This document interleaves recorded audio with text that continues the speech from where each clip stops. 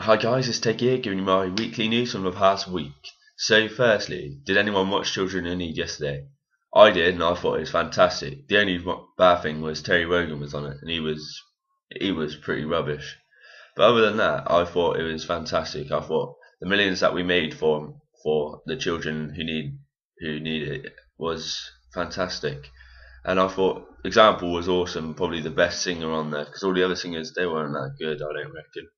But yeah, that's so. The second news is, did you hear about on Wednesday the person who collapsed on the train and on the underground, and the passengers just left him there and ignored him, and they left him there for minutes, and he could have died. I thought that was absolutely terrible. If someone had fallen like next to me, I would have tried to help him, not just ignored him. It wasn't as though he was drunk or anything, so I think it's just ridiculous. I think people should have gone and helped him, and it could have been too late. He could have died, but luckily enough, I don't think he died. So also in the news was the police commissioner voting. Not many people voted, and it was probably the lowest voting for a while. And I didn't vote, and I don't, nor did hundreds of other people.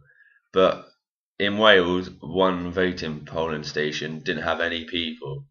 So I think I didn't even know what it was about, to be honest. I didn't really want to vote anyway. So did you see the England game versus Sweden? Well, if you didn't, you should have watched Zlatan Ibrahimovic's overhead kick from 30 yards out. It was a mistake by Joe Hart who headed it not very far, and Zlatan Ibrahimovic just improvised and overhead kicked it from 30 yards straight into the back of the net. Didn't even bounce on the ground until it got into the back of the net.